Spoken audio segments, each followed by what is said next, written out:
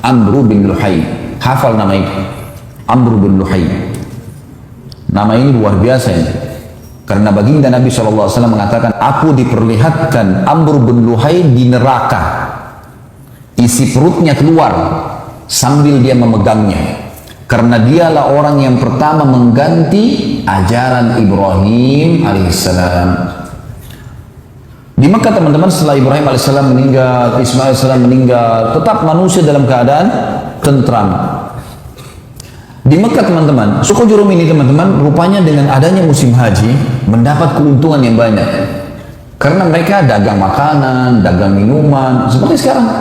Sampai orang-orang sampai sekarang mengatakan, kalau orang pakar ekonomi Islam mengatakan tempat yang paling menguntungkan seluruhnya itu kalau bisnis di Mekah dan Madinah. Setiap saat ada haji, tiap tahun datang dan jutaan orang pasti belanja lagi. Yang jelas ada satu suku Arab yang lain namanya Khuza'ah. Suku Khuza'ah teman-teman ini suku yang cemburu dengan Jurhum, dan hidupnya Khuza'ah ini suka berperang. Maka mereka mau datang dan menyerang Mekah supaya bisa merebut Mekah ini dari Jurhum. Mereka datang dengan pasukan besar, Jurhum tahu, mereka juga persiapkan, ringkas cerita terjadi peperangan. Setelah beberapa hari peperangan teman-teman sekalian, dengan hikmah Allah, suku Khuza'ah menang. Maka ada beberapa pimpinan Jurhum, tapi tidak disebutkan namanya, yang akhirnya mengambil inisiatif sebelum pintu gerbang benteng mereka ditembus, maka mereka menimbun sumur Zam-Zam. Dan mereka sepakat untuk tidak ada yang berbicara kalau pasukan Khuza'ah berhasil masuk. Nggak ada yang tunjukkan di mana air Zam-Zam itu. Masuklah mereka dan berhasil memenangkan peperangan teman-teman sekalian, dan memimpin Khuza'ah di Mekah itu ahli sejarah mengatakan antara 300 sampai 500 tahun, tapi tidak ada air. Jika cerita ada satu orang namanya Amr bin Luhai ini memimpin. Orangnya sebenarnya Amr bin Luhai ini pemimpin yang sangat disegani, karena secara fisik orangnya tinggi besar, orangnya kuat, dan dia punya sifat dasarnya orang-orang Arab pada saat itu adalah karam. Karam itu dermawan, suka memberi makan orang, suka membantu orang, sampai-sampai dia dengan hartanya sendiri biasa memberikan makan seluruh jemaah haji yang datang pada saat itu. Perilakunya si Amr bin Luhai. Cuma dia bukan orang yang mengikuti ajarannya Ibrahim alaihissalam. Suku yang lain dari luar datang merebut Mekah. Dia nggak ngerti nih ajaran Ibrahim alaihissalam. Dia cuma tahu nih jemaah haji, orang datang ya begitulah. Kemudian dia menggunakan dengan sukunya kesempatan untuk berdagang juga pada saat itu. Amr bin Luhai ini teman-teman sekalian, pada saat dia memimpin, dia mengeluarkan beberapa keputusan yang akhirnya mengubah ajaran Ibrahim alaihissalam. Yang pertama adalah dia memasukkan berhala ke Jazirah Arab.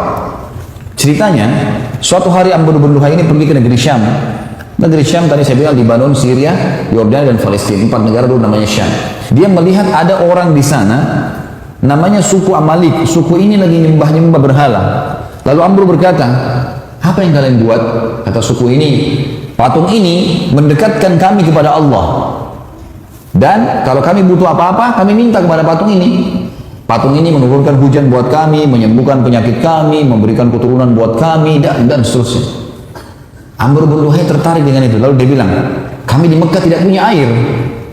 Maka dia bilang, saya akan beli beberapa patung, saya bawa ke Mekah. Siapa tahu patung ini nanti bisa mendatangkan air buat kami. Maka dia pun akhirnya membeli patung, dan patung yang pertama dia masukkan ke Mekah namanya Hubal. Patung ini dibawa sama dia, kemudian patung tersebut diletakkan di pintu gerbang Mekah. Lalu dia memerintahkan seluruh masyarakat Mekah pada saat itu untuk meminta agar semuanya tiap hari datang minta kepada patung agar Mekah mendapatkan sumber air. Karena dia seorang raja yang disegani pada saat itu, dan sudah cukup lama ajaran Ibrahim dan Ismail salam berlalu, maka orang-orang pun mengikutinya. Maka yang terjadi teman-teman sekalian, semua orang Mekah pada saat itu mulai menyembah Hubal. Pada saat itu masyarakat Mekah masih mengenal Allah, tahu haji ini, rumah ini punyanya Allah. Tapi mereka dalam arti kata ibadahnya ini masih dicampur baur dengan kemusyrikan. Berjalan beberapa waktu, Amr bin Luhai mengeluarkan instruksi setiap suku di Mekah harus buat patung sendiri, kemudian meletakkan di depan sukunya. Pada saat itu tersebarlah banyak patung teman-teman sekalian. Di antaranya yang terkenal adalah patung Hubal tadi disembah oleh seluruh masyarakat Mekah. Kemudian ada patung Wud. Patung Wud ini yang paling banyak disembah oleh suku Kalb. Kemudian ada Suwa. yang disembah oleh suku Hudzail, ada Yaguth yang disembah oleh suku Tai. Kemudian ada Ya'uq disembah oleh wilayah Hamazan. Kemudian Yathar disembah oleh penduduk negeri Yaman. Jadi awal di Mekah dulu nih, Hubal tadi kan, satu masyarakat Mekah. Lalu seluruh suku disuruh buat patung. Nah pada saat musim haji, mereka lihat orang-orang Mekah sembah patung. Jemaah hajinya terpengaruh. Kenapa kalian buat ini? Oh ini menurunkan hujan buat kami, ini menyembuhkan kami, ini begini. Orang-orang Mekah yang sebarin dari Amr bin Luhai ini. Kemudian Amr bin Luhai keluarkan instruksi lagi untuk semua penduduk Mekah menjadikan buat patung ini adalah sumber pendapatan. Maka jadilah hampir satu Mekah ahli buat patung, dijual kepada jemaah haji, mereka bawa pulang ke kampungnya masing-masing. Dan ini semua patung-patung yang saya sebutkan namanya tadi, yang oleh baginda Nabi SAW semua dihancurkan di pembebasan kota Mekah. Dimulai dari Hubal yang besar di depan pintu gerbang Mekah.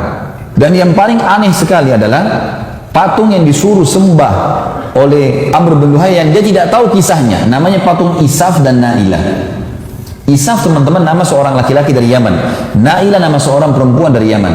Kisahnya dalam sebuah riwayat Bukhari disebutkan dua orang ini saling mencintai, kemudian mereka mau menikah.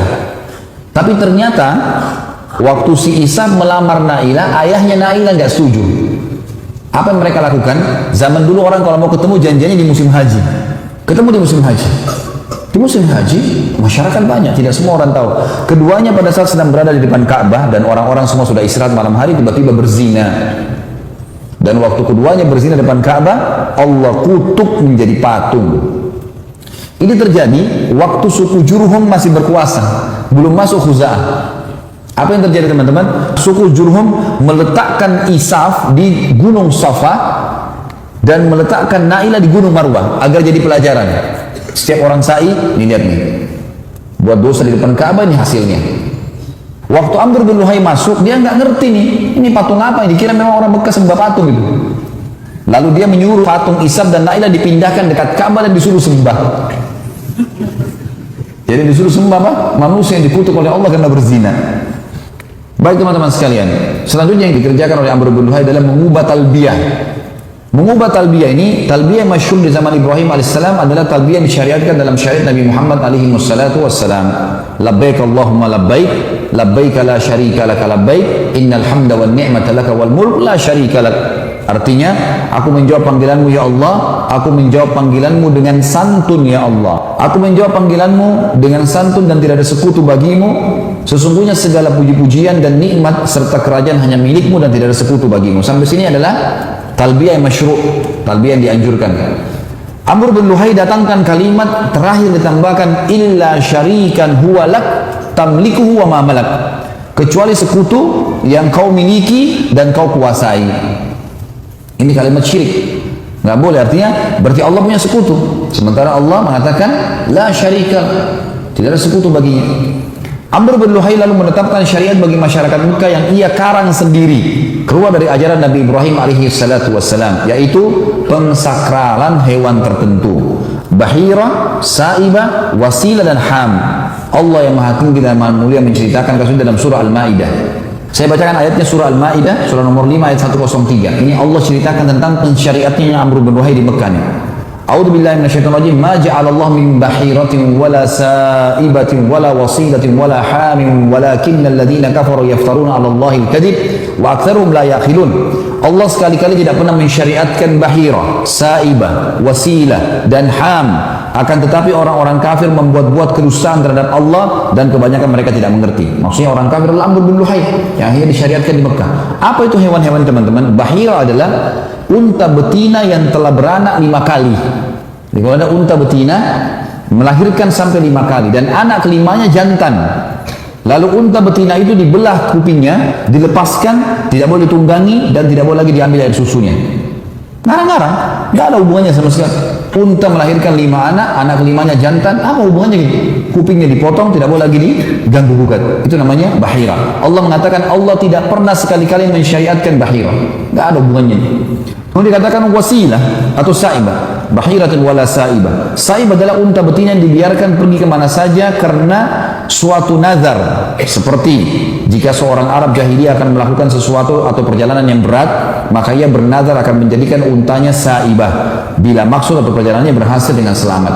Jadi sa'ibah itu orang beli unta nih, Orang jahiliyah beli unta, lalu dia bilang, kalau saya berhasil nanti dalam perjalanan saya, atau menikah dengan fulana, atau saya berhasil usaha saya, ini nanti saya jadikan saibah. Saibah adalah unta yang dibiarin saja, nggak diganggu gugat. Kayak kalau kita diwakafin atau apa, pokoknya begitu. Tapi masalahnya, unta saibah nggak boleh ada yang sentuh, dibiarin aja. Nggak boleh ditunggangi, nggak boleh diambil susunya, nggak boleh disembeli dan seterusnya. Yang ketiga, wasilah. Wasilah ini seekor domba betina melahirkan anak kembar yang terdiri dari jantan dan betina. Jadi domba betina punya anak kembar, jantan dan betina. Maka yang jantan disebut wasilah, tidak disembeli dan diserahkan kepada berhala. Ini suci. Yang terakhir ham. Ham adalah unta jantan yang tidak boleh diganggu gugat lagi, karena berhasil membuntingkan unta betina 10 kali. Aneh betul ini syariatnya. Tapi begitulah syariat dia. Begitulah syariat dia, yang memang dia syariatkan ke masyarakat Mekah supaya orang-orang Mekah mau mengerjakannya, dan itu dijalankan oleh mereka, Allahu a'lam. Wassalamualaikum warahmatullahi wabarakatuh.